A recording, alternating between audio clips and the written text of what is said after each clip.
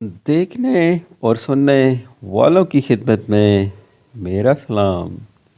German मन नस्ल कौम नज़्म ज़ब्त के पाबंद और शदाई हैं। 18वीं सदी के वस्त में जर्मनी के दो महक़क़ों ने अपने मुल्क की तमाम अकायतों और लोक कहानियों को 36 जिल्दों में जमा किया और 5 मुख्तलिफ अंदाज में महफूज किया। ये दो मुहक्किक ग्रेमैन ब्रदर के नाम से मशहूर हैं। सच तो ये है कि लोक कहानियों और हकायतों की हर कौम में एक अपनी अहमियत होती है। आज मैं आपको उन्हीं की एक हकायत पेश करने जा रहा हूँ। एक शख्स के 3 बेटे थे और उनसे यकसा मोहब्बत थी। एक शख्स के पास सिर्फ एक ही मकान था। वो ये फैसला न कर सकता था कि मकान का वारिस किसको बनाए।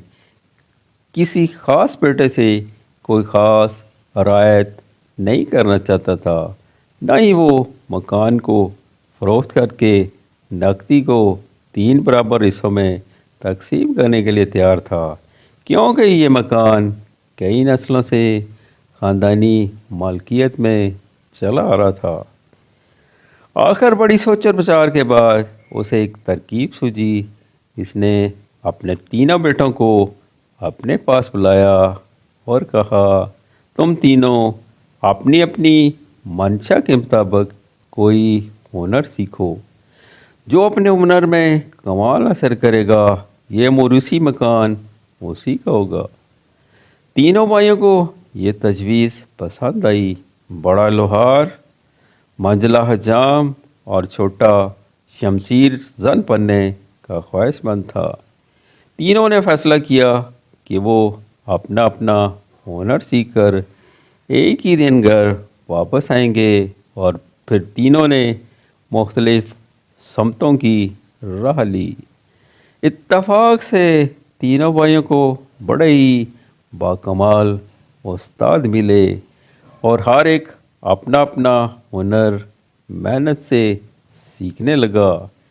कुछ अरसे बाद लोहार भाई का इतना कामयाब हुनर मंद मशहूर हो गया कि बादशाह के ख़ास घोड़े की नाल इसी से बंधवाए जाने लगी।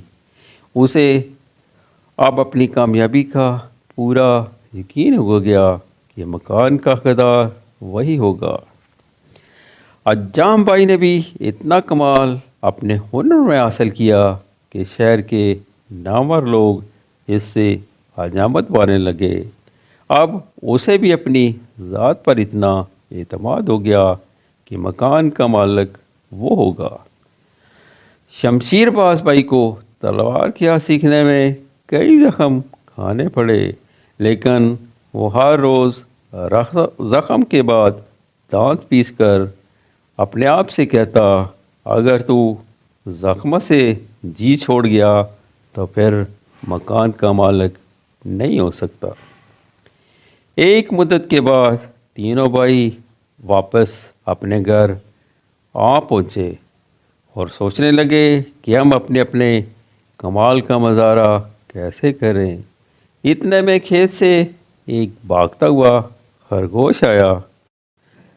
देखो, ये खरगोश ऐन मौके पर निकल आया है, ये कहते हुए अज्जाम भाई ने प्याली और साबन निकाल कर ब्रश से अच्छी तरह जाग बना ली और जब भागता हुआ खरगोश उनके पास से गुजरने लगा तो अज्जाम ने खरगोश की मूछें इस सफाई से साफ कर दी, ना इस पर कोई खराश आई, ना ही खरगोश पल भर के लिए रुका।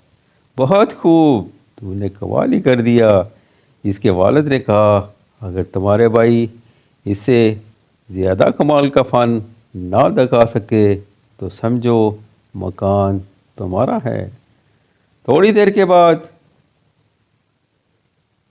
एक पक्षी बड़ी तेज़ी से ادھر آ نکلی۔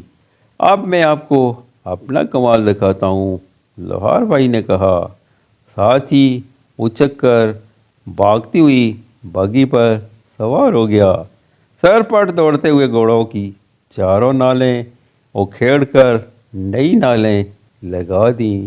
اس دوران میں مجال ہے جو گھوڑے کی رفتار ذرا بھی سست ہی ہو۔ واقعی تم بہت ہوشیار ہو، باپ نے کہا، تم نے بھی اپنے بھائی کی مانند اپنے ہنر میں طاق ہو۔ اب میں یہ فیصلہ نہیں کر سکتا کہ دونوں میں سے کسے مکان کا وارث بناؤں۔ ابا، مجھے بھی کچھ دکھانے کی اجازت دیجیے، شمشیر باز نے کہا۔ اتنے میں ہلکا ہلکا بوندا باندی کا سلسلہ شروع ہو گیا۔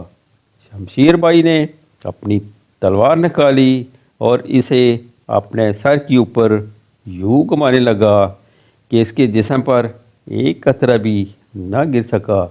بارش تیز سے تیز تر ہو گئی اور بڑے زور سے وہ تلوار چلاتا رہا۔ اسی دوران میں پانی کی ایک بوند بھی اس کے اوپر نہ پڑ سکی۔ ایسا معلوم ہوتا کہ وہ ایک چھاتے کے نیچے کھڑا ہے۔